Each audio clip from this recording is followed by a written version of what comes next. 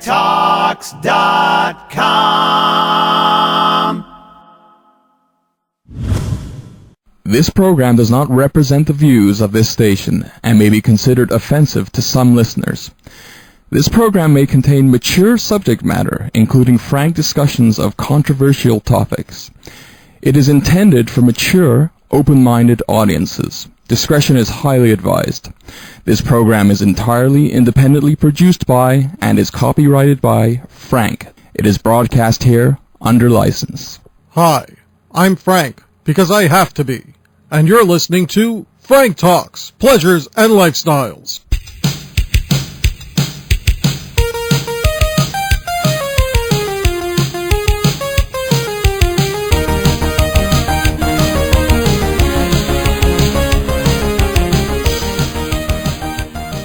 You're listening to Frank Talks, Pleasures and Lifestyles. And I'm Frank, because I have to be. We're in studio today with Nicole Gibault, un sexologue. Bienvenue au studio, Nicole. Salut Frank. On va commencer cette entrevue avec la première question. Où est-ce que vous étiez né et toute chose qui t'a passé dans ta vie qui t'a aidé de faire la décision de devenir une sexologue? Ben, je suis née tout près de Saint-Jean-sur-Richelieu, à Saint-Luc, dans un petit village, et je te dirais que c'est pas moi qui ai choisi d'être sexologue, mais c'est la sexologie qui m'a choisi. Parce que depuis que je suis enfant, je m'intéresse beaucoup à tout ce qui a rapport au couple, à la tendresse, la sexualité, l'affection et tout ça. Fait que j'ai toujours été comme ça. Et qu'est-ce que c'est vraiment de de devenir sexologue qui te donne la chance de regarder à tout ça? Bon, premièrement, ça prend des études universitaires, soit 3 ans d'université pour un baccalauréat, comme j'ai présentement, ou 2 ans de supplémentaire pour faire une maîtrise, pour de la consultation. Alors, moi, je suis plus de style chroniqueur. J'écris des articles, je fais des conférences, fait que je prends toute mon expérience de vie, de vécu, et aussi de qu'est-ce qui m'est provenu durant toute mon travail, parce que j'ai toujours travaillé dans le milieu communautaire. Alors, j'ai toujours eu des témoignages, je me sers de ça, et j'étais, comme tout le monde, à l'Université du Québec à Montréal pour devenir sexologue, parce que c'est ce qui me plaît bien, la sexologie. Est-ce que tu te souviens à quel âge vous avez décidé de devenir sexologue? Bon, si je te parle de l'âge réel, je crois que j'étais toute jeune, je vais avoir à peu près une 12aine d'années où j'écoutais des chansons, un 45 tours qui s'appelait Je t'aime moi non plus, c'est en français, et j'ai accroché beaucoup. Fait que, alors officiellement, vers 12 ans, j'étais déjà dans mon cœur et dans mon âme sexologue, mais officiellement, pour prendre la décision, ça s'est fait à 21 ans. Après plusieurs démarches, dont des cours de secrétariat et puis toutes sortes, et jusqu'à ce que je me rends compte que j'étais pas heureuse là-dedans, puis j'ai décidé de persévérer et de devenir sexologue. Et dans ton famille, quand vous avez fait la décision de devenir sexologue, est-ce qu'il y avait beaucoup de résistance ou beaucoup de support? Il y avait beaucoup de support de la part de ma mère. Ça fait toujours sourire un peu les gens quand une femme dit qu'elle est sexologue. C'est un peu moins pris d'une façon professionnelle que quand c'est un homme. Mais je te dirais qu'auprès de ma mère et de ma famille, j'ai toujours eu beaucoup de support. On a toujours cru en moi, peu importe ce que je faisais, parce que mes conférences sont aussi avec une approche interactive humoristique. Alors, j'ai une approche bien particulière, et même mon grand-père disait de moi que j'étais son cheval de course, et s'il avait pu gager, il aurait gagé sur moi toute sa vie. Alors, j'ai été supportée. Est-ce que tu penses tout le monde a la même support que vous avez eu quand il décide de devenir une sexologue? Non, pas plus que quand quelqu'un décide de devenir humoriste non plus. Les gens qui sont plus difficiles à convaincre, c'est les membres proches de soi, dont entre autres sa famille, la plupart du temps. Et même, je te dirais que des fois que je vis des expériences dans ma famille où je suis pas sûre, où on me prend encore au sérieux, étant donné que je suis dans le milieu, j'œuvre dans le milieu échangiste, par moments, ça fait un peu rigoler, ça fait un peu... ça va faire des sourires. Alors, qu'est-ce qu'une sexologue vient faire là-dedans? Alors que je crois que dans ce milieu-là, c'est très important. Quand tu dis les gens, que vous êtes une sexologiste, qu'est-ce que c'est la réaction que tu as à avoir? Ben, premièrement, il y a une étude qui a été faite, et cette étude-là, je la confirme. La première réaction, surtout chez les hommes, c'est de faire un grand sourire en pensant que je suis une cochonne qui fait tout. Alors que c'est pas ça, je suis une femme comme toutes les autres femmes. Je connais peut-être un peu plus mon corps que certaines autres femmes, mais il y en a des femmes qui sont pas sexologues, qui connaissent très bien leur corps. Peut-être que j'ai des fantaisies un peu, extroverties ou hors normes, mais ça a toujours fait partie de moi de toute façon. Maintenant, dis-moi, si tu penses quand vous étiez plus jeune et vous êtes allé à l'école pour devenir sexologue, est-ce qu'il y a jamais un temps où vous avez peut-être pensé que peut-être ça c'est pas pour moi? Ben, mon baccalauréat qui devait durer 3 ans a duré 12 ans. Parce que j'ai fait une première année à temps plein. Une deuxième année, je suis allée faire un cours d'animation de groupe parce que je savais que je voulais animer des groupes et non pas d'être dans une clinique, une sexologue clinique. Alors, j'ai pris une année sabbatique de sexologie. Et après ça, quand je suis revenue à temps partiel parce qu'il y a eu le mariage, un enfant, une séparation et toutes sortes de choses. Alors, je suis revenue à temps partiel et la 12e année, j'ai décidé de la faire aussi à temps plein pour la compléter. Alors, j'ai fait vraiment ça à temps partiel sur 10 ans consécutifs. La première année était à temps plein, la dernière année était à temps plein. Le reste était vraiment à temps partiel. J'ai jamais pensé que je ne pouvais pas devenir une sexologue, sauf que la vie a fait en sorte que j'ai dû aller travailler et de toute façon, ça m'a donné beaucoup d'expérience dans le milieu communautaire. J'ai travaillé auprès de clientèles différentes, les femmes, les personnes handicapées, les traumatisés crâniens cérébraux, toutes sortes de clientèles, sauf avec les hommes spécifiquement. Vous avez mis beaucoup d'années en l'école, temps partiel, temps plein. Qu'est-ce que c'était la motivation pour continuer toujours? La motivation pour continuer toujours, c'est... je le portais dans mon cœur et à chaque fois, j'essayais de faire d'autres choses un peu plus conformistes comme secrétaire ou quelque chose comme ça. Je devenais extrêmement malheureuse au bout d'une année à peine. Alors, ma motivation, c'était avec moi-même, de moi-même à moi-même, même si les temps ont été parfois difficiles, c'était de moi-même à moi-même parce que je porte la sexologie dans mon cœur. Est-ce qu'il y a jamais des gens qui pensent qu'il y a des limites pour être une sexologue? Ben, il y a peut-être des gens qui pensent qu'ils sont limités pour devenir sexologue. Je dirais que peut-être que ces gens-là ont intérêt à regarder leur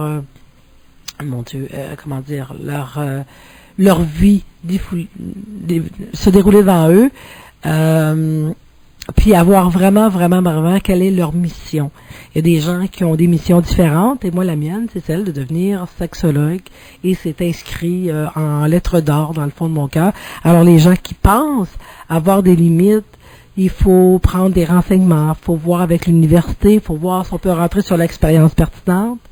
Il faut voir comment on est motivé soi-même. Plus on est motivé, ça m'a pris au moins 5 années avant d'être acceptée en sexologie. Parce que c'est un milieu très, très, très contingenté. Alors, ce que j'ai décidé de faire, c'est de prendre la porte de côté à l'université, qui était, un cours en administration des archives, un cours très, très peu demandé. Et quand j'ai fait mes preuves, comme quoi j'avais des bonnes notes, à ce moment-là, je devenais privilégiée pour être acceptée dans le bac en sexologie. Et j'ai été acceptée aussi. Quelle sorte de personne est-ce que tu dois être pour devenir une sexologue? Une personne intègre. Une personne qui a fait du cheminement avec soi-même, bien entendu, avec de l'aide extérieure, parce qu'on peut pas soi-même, on s'auto-analyser. Par moment, oui, mais par moment, non. On a besoin de l'aide extérieure. Mais je vous dirais une personne intègre pour ne pas essayer de reporter chez les autres gens nos propres malaises. Moi, je suis quelqu'un qui a pas beaucoup de tabous concernant les autres. J'ai ma pudeur à moi, c'est personnel, ça fait partie de la femme, non pas de la sexologue. J'ai mes règles, j'ai mes limites. Mais il faut pas avoir de tabous concernant ce que les gens nous racontent. Parce qu'à ce moment-là, on les perd et on peut pas leur aider. Il faut aimer comme ils sont. You're listening to Frank Talks Pleasures and Lifestyles, and we'll be back right after this.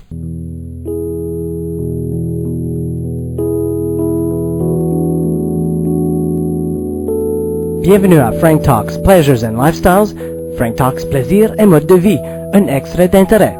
Ici Zoltan King. L'article qu'on vous présente cette semaine est écrit par Nicole Gibault, sexologue. L'âge où le sexe importe peu, si quelqu'un sort de la norme plus que la moyenne, il se questionne automatiquement afin de se repositionner, ce qui est un signe d'intelligence puisque la vie est en mouvement. Il doit le faire, sinon il sera rigide et confus par tout ce qui s'offre à lui. Il y a de plus en plus d'accès à une grande variété de choix, tant au niveau professionnel, de loisirs et de sexualité. L'important, c'est d'être bien avec soi d'abord et avec l'autre. L'important est d'être bien couplé. Les affinités avec une personne spécifique ne sont pas nécessairement compatibles avec une autre. Rien ne sert de se détruire pour faire perdurer la relation lorsqu'elle est complétée, ce qui semble être voué à l'échec. La rupture n'est pas nécessairement un échec, mais plutôt une tentative de réussite. Plus qu'on se connaît, mieux on est outillé pour faire des choix judicieux. Je n'entends pas par là faire sa vie avec une seule personne si ce n'est pas votre tendance. J'entends par le terme judicieux croître dans un monde de vie qui nous convienne. Que ce soit d'une façon temporaire, régulière, permanente ou autre, l'important est de vivre correctement avec soi et les autres. Peu importe comment sont les gens, conformistes, échangistes, homosexuels, bi, hétérosexuels et autres, en autant que vous faites les choses correctement dans le respect des règles et des limites de chacun, que les actes commis ne sont pas contre la loi de l'homme et de la nature humaine. Surtout, veillez à ce que votre ou vos partenaires soient des personnes consentantes, matures et majeures de 18 ans et plus. Les hommes, les femmes sont tous différentes. Certaines ont des affinités avec nous, d'autres pas. La base est d'accepter les différences. Ainsi, vous n'aurez pas de problème. C'est un beau projet de communication que d'établir les règles et les limites. Que vous soyez une personne conformiste ou une personne non conformiste, le but est d'arriver à s'accepter soi-même dans son intégrité. Le meilleur outil est le discernement. C'était un extrait d'intérêt de la sexologue Nicole Gibault. Pour de plus amples renseignements ou pour contacter Madame Gibault, composez le 450-347-9890. Le 450-347-9890. Pour Frank Talks Pleasures and Lifestyles, plaisir et mode de vie, ici Zoltan King. Soyez bien dans votre peau.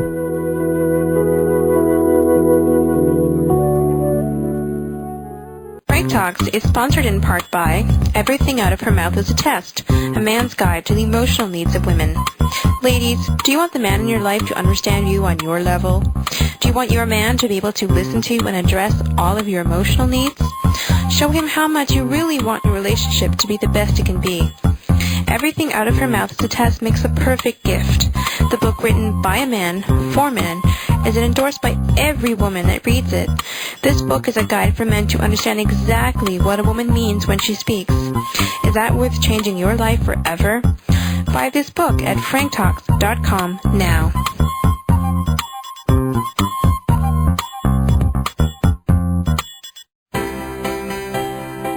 From Loser to Seducer is the story of Frank B. Kermit. This book marks the triumph of a nice guy over most of his inner demons. This includes going from being a loser to managing 5 lovers at the same time, his first Valentine's date with 2 women at the same time, and getting back the one that got away. Want to learn how you can change your life? Buy this book at franktalks.com.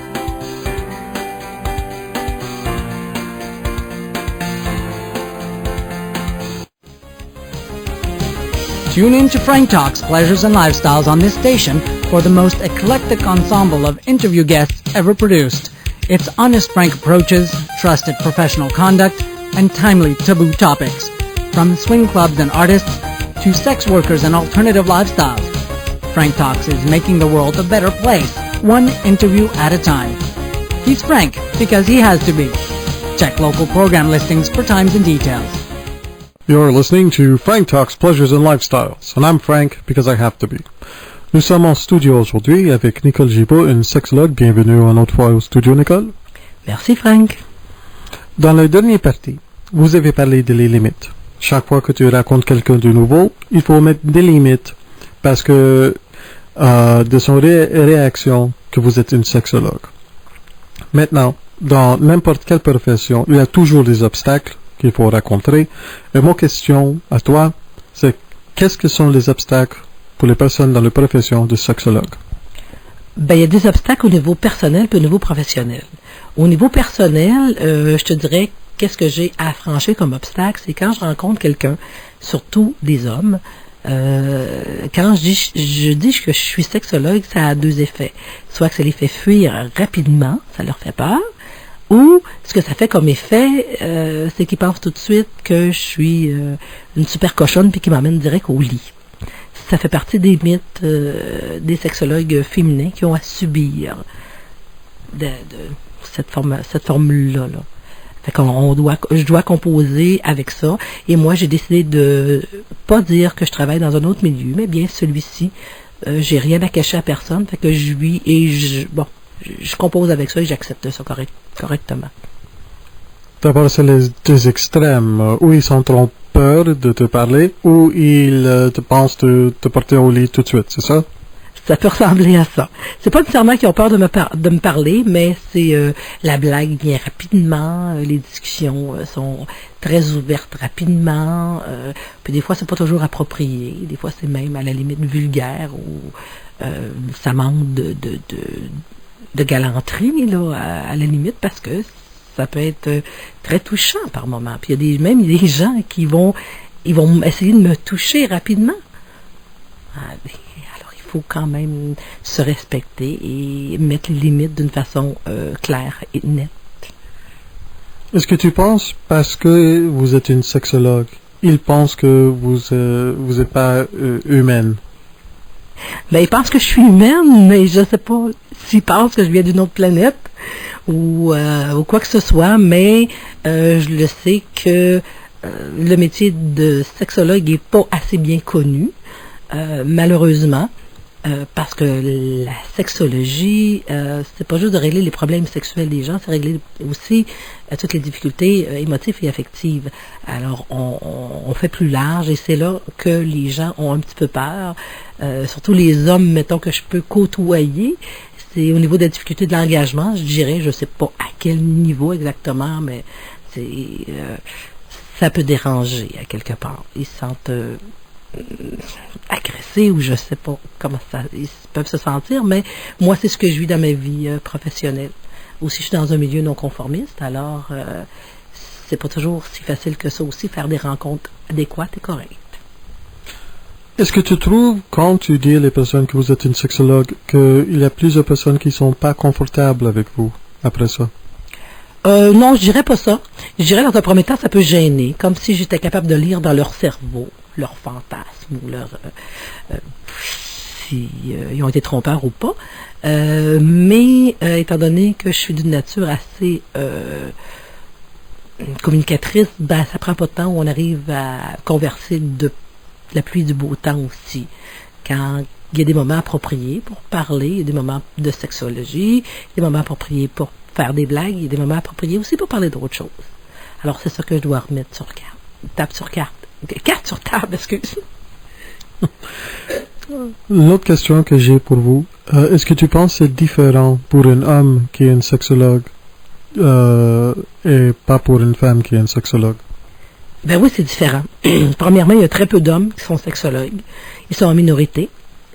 Et c'est différent parce que, comme dans tous les métiers, ne serait-ce qu'un chef cuisinier, on dit bien un chef cuisinier. Alors, dans tous les métiers, quand c'est un homme qui exerce la profession, on va souvent le voir comme plus professionnel ou plus compétent. Alors que une femme, je ne sais pas pourquoi. Puis moi, étant donné que j'ai une grande expérience au niveau du communautaire, de la communauté en général, alors beaucoup d'expériences de vie, d'entendu, de toutes sortes de choses, il y a des fois par moments où il y a des gens qui font comme un petit peu réfléchir là-dessus. C'est très carriériste, ce que je te dis là, mais les hommes ont encore plus de pouvoir que les femmes, comme dans plein de domaines. Maintenant, parle-moi de votre spécialisation de ton profession. J'ai une spécialité au niveau du fantasme et de l'échangisme. Est-ce que tu peux expliquer pour les personnes qui écoutent qu'est-ce que c'est l'échangisme?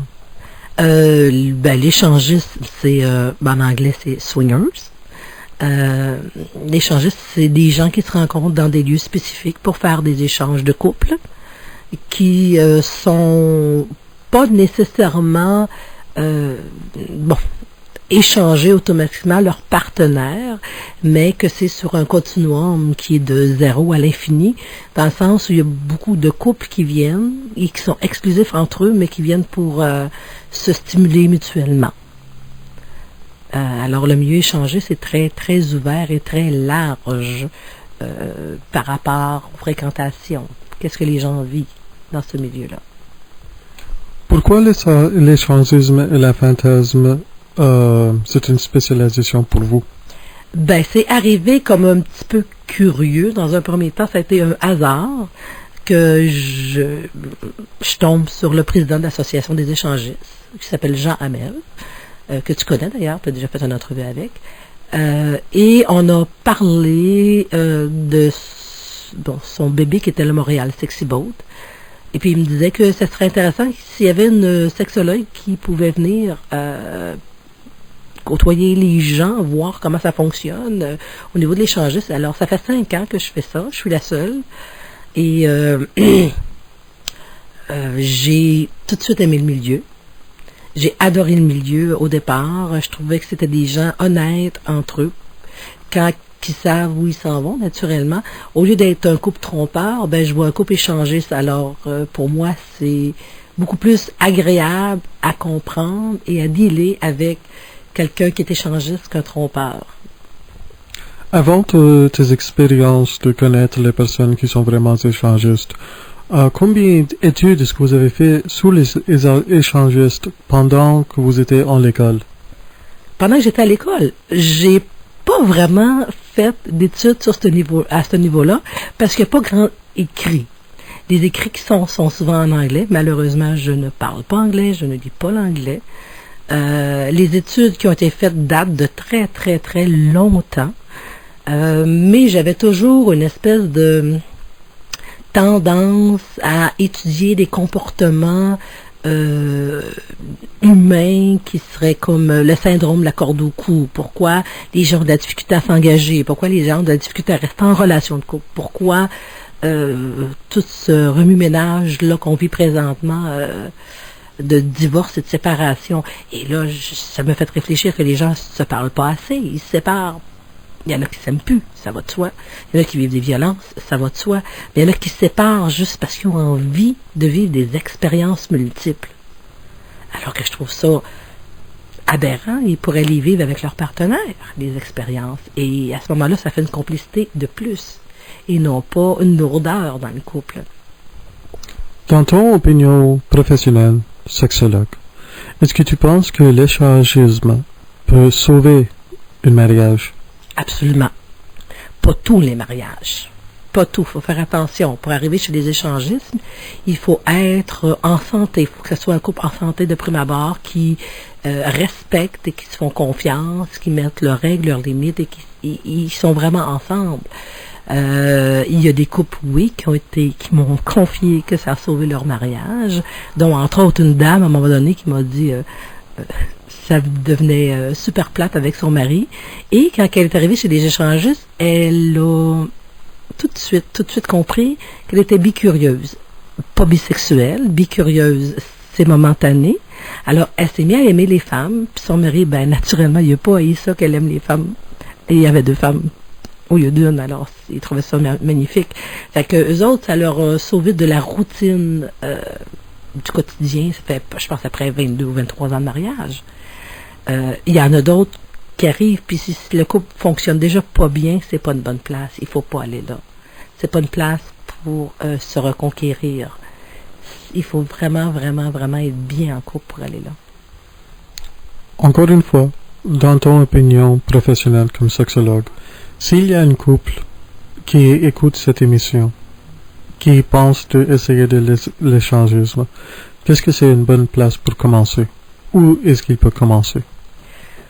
Écoutez, pour commencer, il y a des bars. Il y a un bar, entre autres, qui s'appelle l'Orange et qui donne des soirées d'information. Moi, je trouve que les soirées d'information manque un petit peu de psychologie. On donne des informations rationnelles, des comportements à faire ou pas faire, avec des approches. Moi, je pense que les gens qui pensent devraient, dans un premier temps, s'asseoir avec quelqu'un qui les fait réfléchir correctement sur qu'est-ce qu'ils veulent vraiment. Parce qu'il y a une différence entre le fantasme, qui doit rester fantasme, et vivre le fantasme. Parce qu'il y a des fois où on ne doit pas vivre nos fantasmes, on ne pourrait pas le prendre en tant que personne ou en tant qu'individu. Alors il faut faire attention, si on est de nature un petit peu plus possessive, ou jaloux, ou émotivement très ébranlable, il faut vraiment avoir les bonnes règles avec son partenaire. Parce qu'on ne peut pas laisser aller quelqu'un comme ça, avoir un trip sexuel avec quelqu'un d'autre sans que ça nous blesse, sans que ça nous touche. Alors, ça serait peut-être de voir et de consulter ou de réfléchir correctement. Après ça, on peut aller dans un bar soft, là, comme l'Orage. On peut aller voir comment ça se passe. Juste aller voir, comme observateur.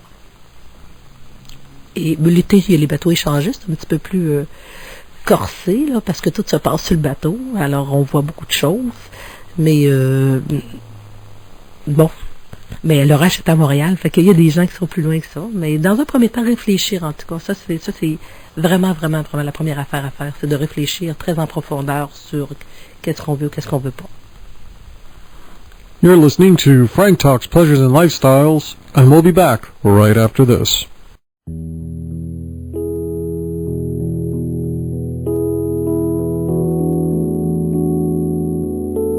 Bienvenue à Frank Talks Pleasures and Lifestyles. Frank Talks Plaisir et mode de vie, un extrait d'intérêt. Ici Zoltan King. L'article qu'on vous présente cette semaine est écrit par Nicole Gibault, sexologue. Le monde des échangistes n'est pas aussi bizarroïde qu'on peut le croire. Ce sont des gens normaux qui assument leur mode de vie sans faire d'éclat, sans déranger ni jamais forcer personne à se joindre à eux. L'échangisme est à la fois une ouverture sur la façon de vivre ses fantasmes et une ouverture sur la communication de base de ses besoins. L'harmonie sexuelle est souvent difficile à trouver dans un couple. L'alternative pour certains, c'est de vivre ouvertement et honnêtement en accord avec leur partenaire des aventures sexuelles échangistes, ce qui est de loin préférable aux tromperies populaires. Comme dans tous les milieux, y compris celui des échangistes, il y aura toujours des gens qui viendront expérimenter. Certains seront très satisfaits et d'autres moins. Certains expérimentateurs voudront recommencer et d'autres se contenteront de cette unique expérience. Une bonne connaissance de soi est bien entendu nécessaire afin de bien positionner ses limites et les respecter. L'échangisme comporte des avenues variées selon les types de personnalités. Pour les uns, certaines pratiques sont fabuleuses et pour les autres inconcevables. Nul n'est en mesure de juger les limites des autres puisque la pratique échangiste est aussi personnelle que la nutrition en tant que qualité et quantité. Les participants n'ont généralement pas de problème de drogue, d'alcool ou de violence. L'échangisme ne fait pas partie des pathologies inscrites dans le DSM-4, qui est un outil de référence pour les médecins psychiatres afin de poser un diagnostic concernant les troubles de comportement. L'échangisme n'est pas une déviation sexuelle, il se pratique entre adultes consentants dans le respect des limites de chacun. L'échangisme se vit sur un continuum selon les différents participants. Certains couples sont typiquement exclusifs, d'autres couples vivent leur expérience séparément. Les seules règles à respecter sont celles fixées entre les partenaires.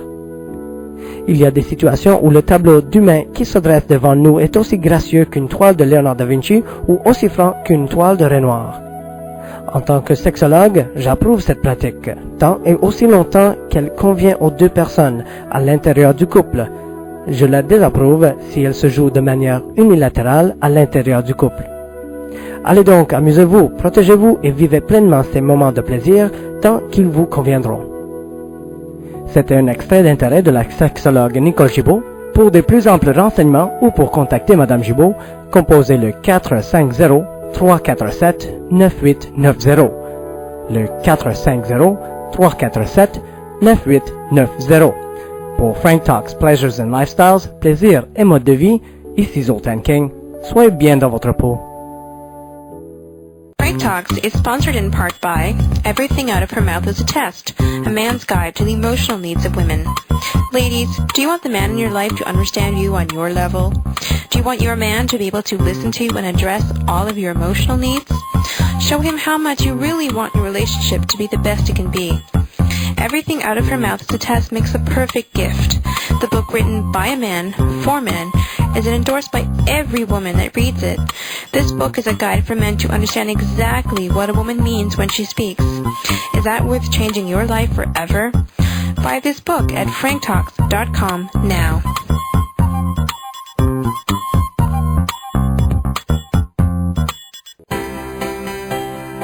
From Loser to Seducer is the story of Frank B. Kermit.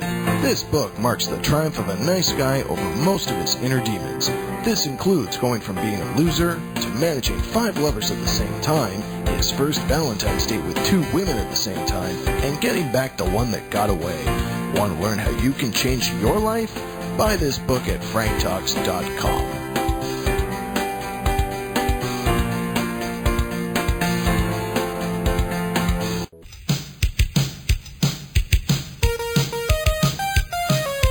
Frank Talks, Pleasures and Lifestyles mission statement. Our mandate is to make the world a better place by sharing information and interviewing people who actively experience and live various different pleasures and lifestyles in order to inspire and educate listeners about the possibilities to lead more interesting and fulfilling lives.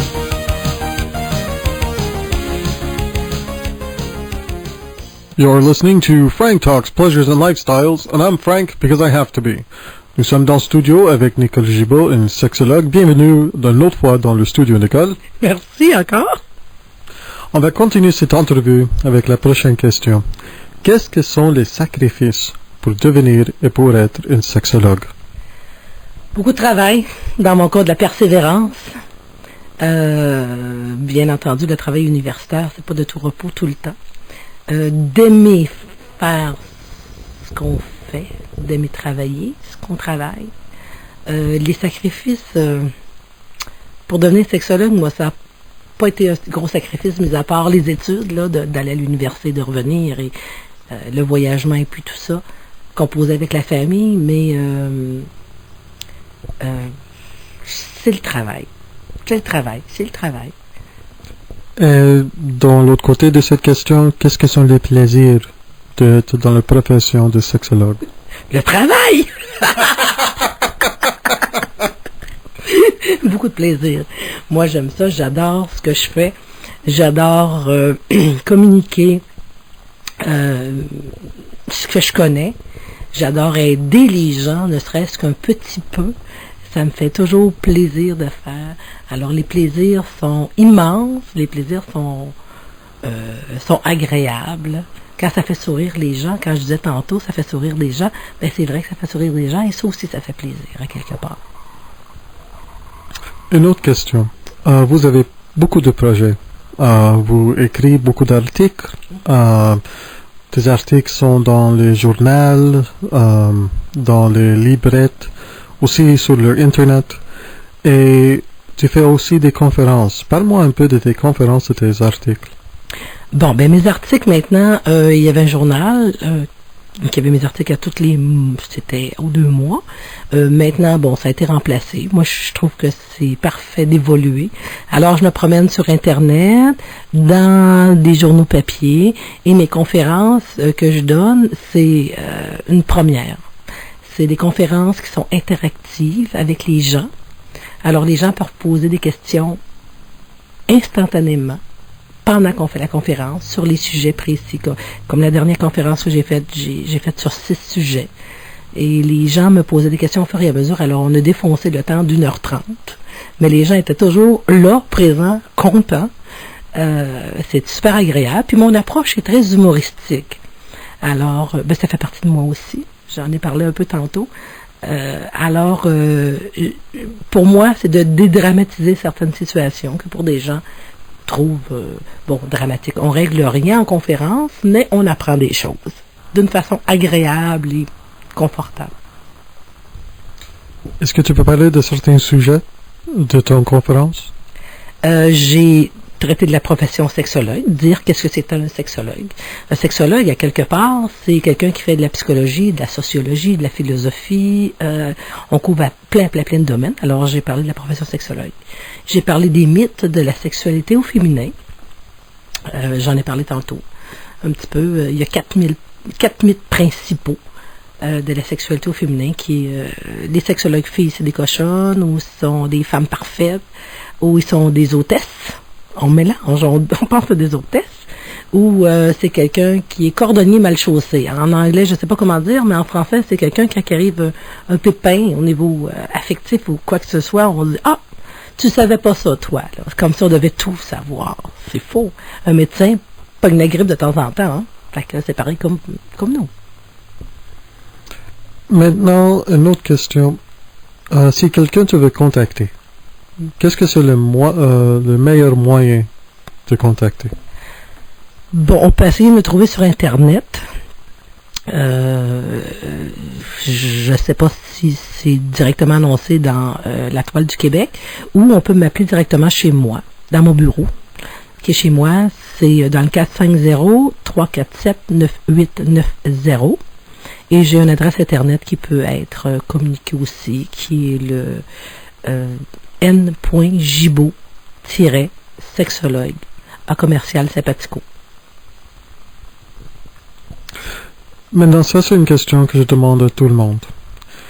Si tu peux donner un conseil à vous-même, quand vous avez commencé à décider d'être sexologue, quelle sorte de conseil est-ce que tu donnes à toi-même? Faire comme j'ai fait moi-même, réfléchir sur ma propre vie, réfléchir sur ce que je vivais moi-même, réfléchir sur ce que je n'aimais pas de ma propre vie, mettre un terme à ça. Quand j'ai commencé mes études en sexologie, j'étais pour me marier avec quelqu'un, une bonne personne, quelqu'un de très, très, très gentil, mon Dieu, de fort agréable même, et j'ai décidé d'annuler mon mariage parce que j'ai compris que je ne l'aimais pas assez à cette époque-là. Et je ne l'aurais probablement pas assez aimé non plus comme mari. J'ai pas fait un meilleur mariage par après, mais au moins, quand je me suis mariée, j'avais la conviction absolue d'aimer mon mari. Alors, c'est de faire du ménage dans sa propre vie, de réfléchir, et quand on fait des travaux, les travaux universitaires dans ce domaine-là, c'est extraordinaire parce qu'on peut faire des travails souvent qui nous ressemblent. Fait que de prendre une thématique qu'on aime puis qu'on veut approfondir pour nous. Alors, tous mes travaux que j'ai faits, je les ai faits en fonction de moi. Toujours. J'ai appris beaucoup sur moi dans les recherches, puis questionner sur mes réflexions. Fait que, alors, c'est d'être honnête avec soi-même et de persévérer dans ce beau monde qui est pas facile à percer parce que c'est un milieu qui est mal connu. Et puis, moi, vois-tu, mon but, c'est de médiatiser, de faire partie des médias, parce que j'aime écrire, j'aime parler d'eux, et puis tout ça, et surtout d'apprendre aux gens que le métier de sexologue, c'est un des plus vieux métiers de la Terre, et qui était là bien avant les psychologues, de toute façon, et que si on fait l'histoire un petit peu de sexologie, l'histoire de sexologie, elle est très, très, très, très vieille. C'est sûr qu'on a manqué et on manque encore beaucoup de documentation parce que dans le temps de la guerre, Hitler a fait sauter en Europe la plus grande école sexologique, l'institution sexologique qu'il y avait pour détruire plein de documents parce qu'il voulait garder les gens captifs. Puis la sexologie, si je peux dire quelque chose aux gens, c'est quand on évolue sexuellement, on arrête d'être dans un système rigide et de se laisser prendre par soit les mentalités, ou soit la culture, ou soit n'importe quoi, et on apprend à être soi-même. Alors, moi, c'est ce que j'ai appris sur moi, puis je souhaite que tous les gens qui décident d'aller dans ce métier-là, qui est super beau, de le faire connaître, et de faire connaître comme étant quelque chose de bien, de bon, de propre, et de positif, et d'agréable. Est-ce que tu penses qu'il y a certaines personnes qui ont peur d'avoir une formation de la sexualité? Et si oui, pourquoi est-ce que tu penses qu'ils ont peur? De faire une formation en sexologie? Premièrement, un des premiers mon Dieu, étape à passer ou à franchir, c'est de dire à sa famille ou même à ses parents qu'on veut devenir sexologue. Parce que c'est tabou. Si on dit je veux devenir psychologue, c'est comme oh oui, yes, super. Mais la sexologie, c'est la psychologie de la sexualité humaine. C'est comme ça que ça devrait s'appeler. Alors c'est tabou déjà de juste dire à sa famille, il va s'apparenter, je veux devenir ça, parce que c'est un métier marginal quand même. C'est pas un métier conformiste. C'est déjà beaucoup. Alors ces gens-là, ils doivent franchir ça dans un premier temps. Est-ce que tu penses être sexologue te aide dans tes relations personnelles, ou est-ce que tu penses, parce que vous êtes sexologue, que tu analyses tes relations personnelles? Moi, personnellement, je n'analyse pas mes relations personnelles parce que ça fait partie de ma nature. La curiosité et les questions que je me pose, ça fait partie de ma nature. Dans mes relations personnelles, c'est sûr qu'il y a des choses que je sais et que j'aime expérimenter.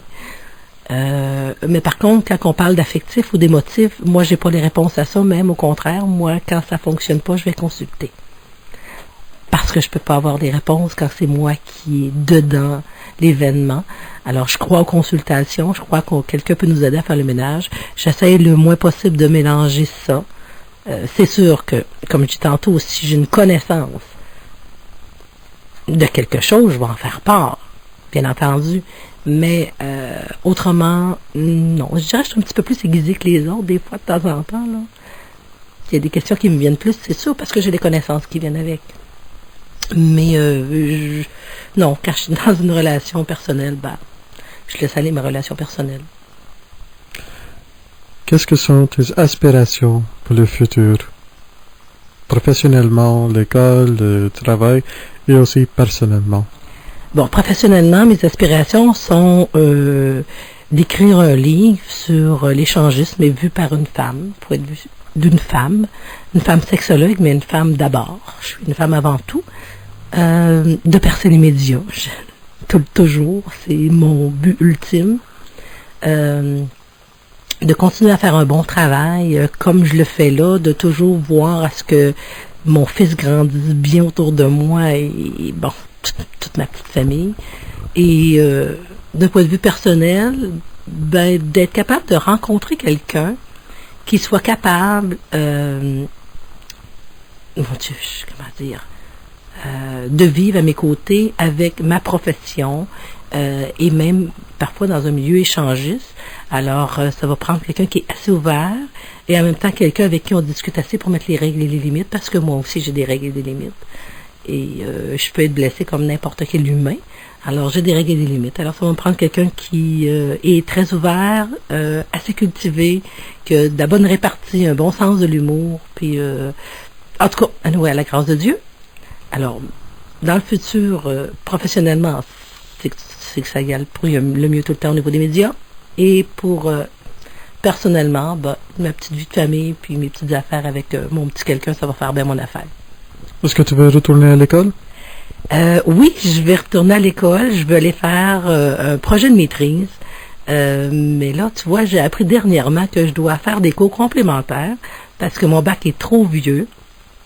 Ça fait quand même un bon bout de temps. Il y a des cours que je dois prendre en surplus pendant presque un an de temps avant d'aller faire une maîtrise. Et ça, je t'avoue que ça me démotive un peu, à quelque part. Alors, est-ce que je remets ma prochaine maîtrise à un peu plus tard? Je ne le sais pas. Je pourrais commencer en hiver 2006, qu'on me dit. C'est quelque chose qui m'intéresse toujours parce que, comme j'ai dit, il n'y a rien qui a été fait ni en français et ni depuis plusieurs années, une trentaine d'années minimum au niveau de l'échange. Fait qu'au moins, puis tout a tellement changé que tout est à refaire au niveau des swingers puis des échangistes, tout est à refaire au complet. Fait que c'est sûr que ça m'intéresse énormément puis je suis bien placée pour le faire. Mais c'est de me redonner le courage de retourner aux études, ça, et titi. On te donne assez de support comme on peut ici au Frank Talks Pleasures and Lifestyles. Merci. Nicole, vraiment merci de venir dans le studio nous parler. Merci énormément. Puis merci Frank, c'était super plaisant de faire ça avec toi. Tu étais très patient. Toujours. Ici au Frank Talks Pleasures and Lifestyles.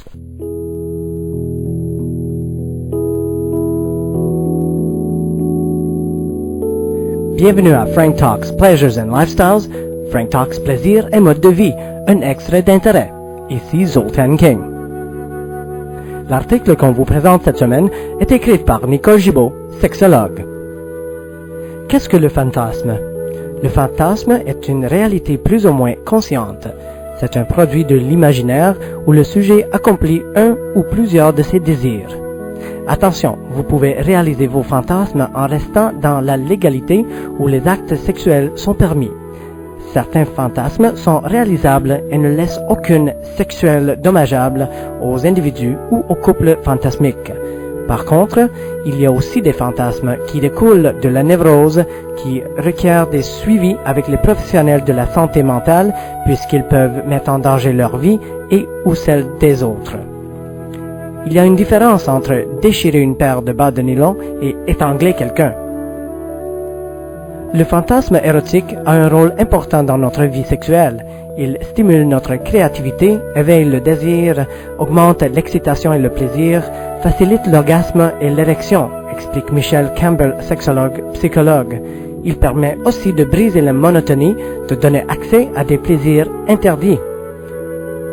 Les hommes ont davantage de fantasmes de type voyeur et dominateur ou génitalisé. Chez les femmes, l'imaginaire érotique est plus sentimental et narcissique. Être caressé, être séduite, séduire un homme. Mais cela semble changer graduellement. Quant au fameux cliché de faire l'amour avec deux femmes ou de regarder deux femmes s'ébattre, il est toujours très populaire chez les hommes. Les femmes, elles, ont davantage de fantasmes homosexuels, bicurieuses. La sensualité, les caresses, le fait de prendre son temps sont des images très érotiques pour les femmes, explique Michelle Campbell. Presque tous les hommes, soit 96% et les femmes 91%, rapportent avoir au moins à l'occasion des fantasmes érotiques éveillés en dehors de leur activité sexuelle. Il y a encore beaucoup de chemin à parcourir au niveau de la recherche concernant cette thématique. Pour ma part, j'observe que de plus en plus de femmes assument l'idée de vivre leurs fantasmes. Elles sont de plus en plus ouvertes et connaissantes envers leur sexualité. Elles font éclater les tabous de société où la femme fait l'amour par amour sans retirer trop de plaisir sexuel. Contrairement à la femme, l'homme a toujours été considéré comme un être sexué et fantasmique. C'était un extrait d'intérêt de la sexologue Nicole Gibault. Pour de plus amples renseignements ou pour contacter Madame Gibault, composez le 450-347-9890. Le 450-347-9890. Pour Frank Talks Pleasures and Lifestyles, plaisir et mode de vie, ici Zoltan King. Soyez bien dans votre peau. Frank Talks is sponsored in part by Everything Out of Her Mouth is a Test, a man's guide to the emotional needs of women. Ladies, do you want the man in your life to understand you on your level? Do you want your man to be able to listen to and address all of your emotional needs? Show him how much you really want your relationship to be the best it can be. Everything Out of Her Mouth is a Test makes the perfect gift. The book written by a man, for men, is endorsed by every woman that reads it. This book is a guide for men to understand exactly what a woman means when she speaks. Is that worth changing your life forever? Buy this book at franktalks.com now.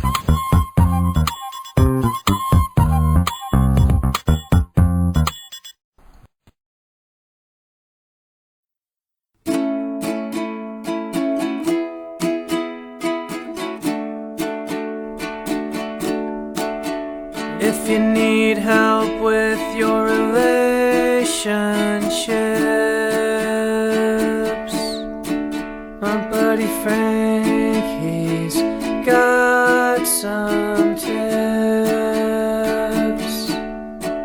Just go to franktalks.com. His advice is better than your mom's. He knows what you're going through, Frank has been there too. So log on to franktalks.com.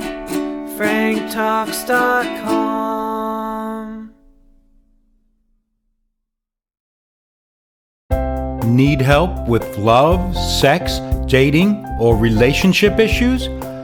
help from Frank Kermit, the best-selling author and Canada's most international relationship coach, is only a click away at franktalks.com. Need help with love, sex, dating and relationships? Visit franktalks.com. What do you do when you feel like a fool? When your heart has been broken again? Pick up the phone or get onto Skype and talk on a private session. Yeah, get a little help from Frank Talks. Whoa, whoa, get by with a little help from Frank Talks. You gotta try a little help from Frank Talks.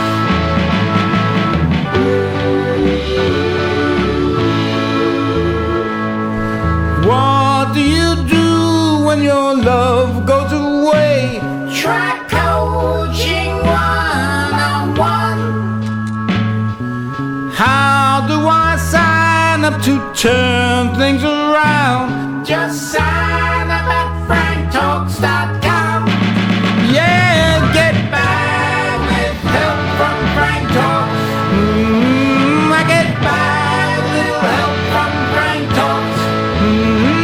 Time to try a little help from Frank Talks.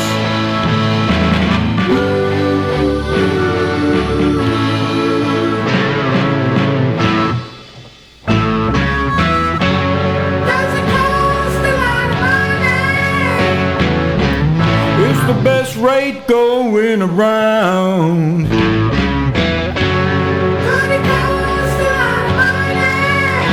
Oh, it's worth every cent that you will put down. Yeah, franktalks.com. Oh, you got to go to get your help from franktalks.com. Yeah, yeah. franktalks.com. Would you believe that Frank gets results? Yes, we're certain. Just read the reviews. Frank knows his stuff, and Frank's got the goods. Good love can soon come to you.